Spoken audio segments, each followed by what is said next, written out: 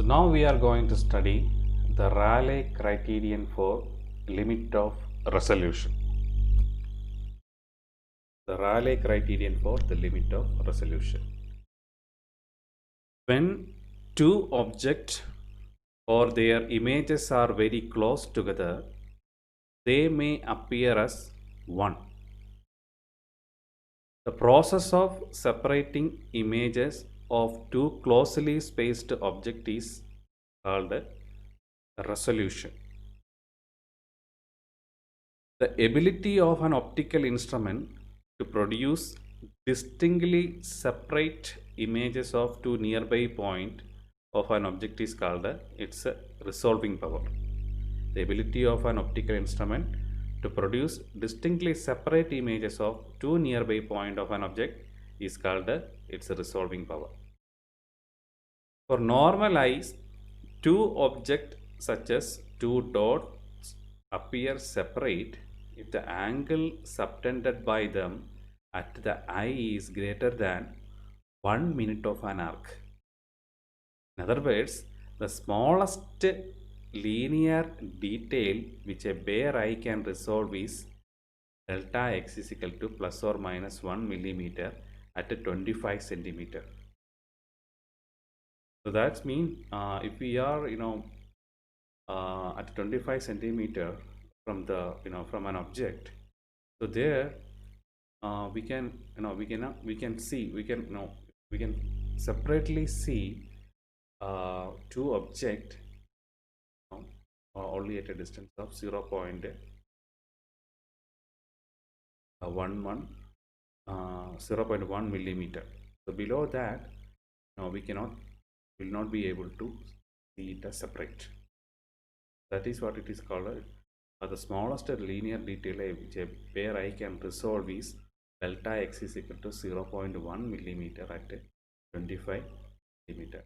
So below that, the normal eye cannot see the object separately, or cannot see the points separately. So that is the resolving limit of our eye. The resolution of two neighboring object point is known as geometrical resolution. The telescope's microscope give geometrical resolution. Limit of resolution is defined as the smallest separation of 2 points in the object that can be distinctly reproduced in the image. The limit of resolution is defined as the smallest separation of 2 points in the object that can be distinctly reproduced in the image. The resolution of two closely spaced spectral lines is called spectral resolution. Grating and prism give spectral resolution. In order to compute the resolving power, we follow Rayleigh criterion. So this is a statement of Rayleigh criterion. According to Rayleigh criterion, two images are just resolved if the central maximum intensity curve for one image falls at the first minimum to the other image and vice versa. What's that? According to Rayleigh criterion, two images are just resolved if the central maximum intensity of one image falls at the first minimum of the other image. So for example, if these are the central maximum of two image. Okay, so according to Rayleigh criterion, the central maximum intensity of one image falls on the first minimum of the other image. Here we can see these are the diffraction pattern of from two images. So the first image central maximum falls on the first minimum of the second image. Similarly, the central maximum of the second image falls on the first minimum of the first image. So it is very clear here. Okay. So according to Rayleigh criterion, two images are just resolved if the central maximum intensity curve for one image falls at the first minimum of the other image and vice versa. So for examination point of view, you have to draw this figure. Two images, one we can represent with the dotted line, and you have to represent it. The central maximum of one image falls on the first minimum of the other image here as well. Okay. So resolving power of a grating. The resolving power of a grating is the ability to distinctly separate two very close spectral lines. The resolving power of a grating is the ability to separate two very close spectral lines. The resolving power of grating is equal to lambda by delta lambda, where delta lambda is the difference of two wavelengths which a grating can resolve. According to Rayleigh criterion, if the central maximum corresponds to the wavelength lambda plus d lambda falls on the first secondary minimum of the pattern of wavelength lambda, and then the two wavelength lambda and lambda plus d lambda lines are said to be resolved. That is what it is shown in the figure. So the resolving power, we can derive an equation. Resolving power lambda by delta lambda is equal to n0, where n0 is the total number of lines on the grating and n is the order of diffraction. So this equation is derived using this figure. Actually the derivation is there, but in our KTU syllabus we don't need the derivation part. So please remember the final equation. The resolving power of grating is equal to lambda by delta lambda is equal to small n into n capital N0. So where N0 is the total number of lines on the grating and n is the order of diffraction. Okay, so here actually we can calculate, we can find the angle between these two images using, for example, if we are using a spectrometer grating experiment, there we can find, calculate the angle between the closely arranged two lines. For example, in the grating experiment, while we do in our laboratory, so we can find the resolving power of the grating. So there we can see, for example, for a yellow line, there the yellow line is split up into two. So two images are there, or two spectral lines are there for a yellow color. So there we can see separate lines because of the resolving power of that grating.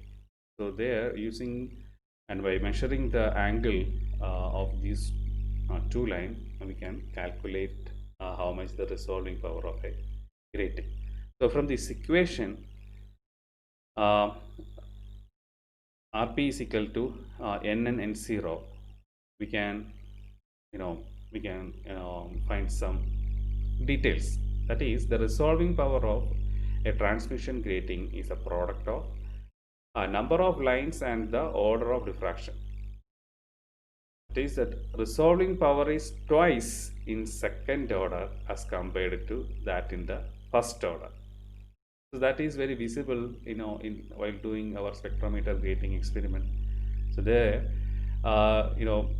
as I told you, if we take the yellow line for the first order and the second order diffraction pattern, And second order diffraction pattern, the separation between the yellow line will be twice that of the first order. That's what it is written because of the equation. Because as the order increases, the resolving power also increases. Similarly, a grating with a large number of rollings can also can resolve two very closely spectral lines. That is, if the N0 is higher, the resolving power also will be higher. Dispersive power of a grating. Here also, as per syllabus, we don't need the derivation. Dispersive power of a grating is defined as the change in angle of diffraction for unit change in wavelength of light. Dispersive power of a grating is defined as the change in angle of diffraction for unit change in uh, wavelength of light. So we have the grating equation sin theta is equal to nn lambda. So differentiating this equation, we get cos theta d theta is equal to nn lambda. So the dispersive power of the grating is the change in angle of diffraction for unit change in wavelength of light, that is d theta by d lambda. Change in angle of diffraction for unit change in wavelength of light. So what we can get is d theta by d lambda is equal to nn by cos theta. Okay, where n is the number of lines per unit length and n is the order of diffraction. Okay. Okay, now the comparison between interference and diffraction. So in interference, the modification in distribution of light energy due to the superposition of two or more coherent waves.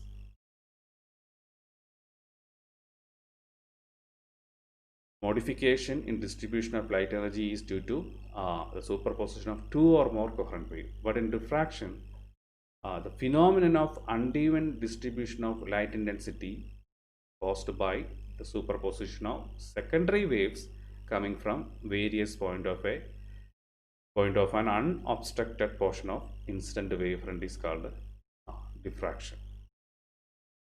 Here it is from superposition of two or more coherent waves, but in diffraction it is due to the superposition of secondary wave coming from various point of an unobstructed portion of incident wavefront. In interference, all the bright bands have the same intensity.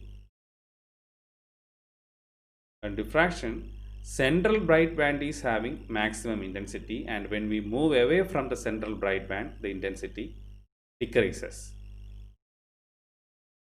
In interference, the minima can be 0. But in diffraction, the minima can never be equal to 0.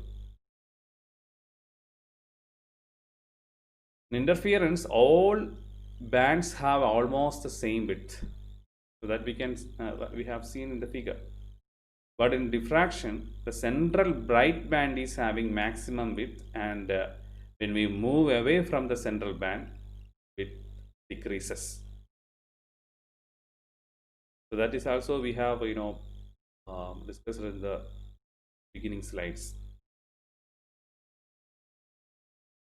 So I hope it is clear. Okay, thank you.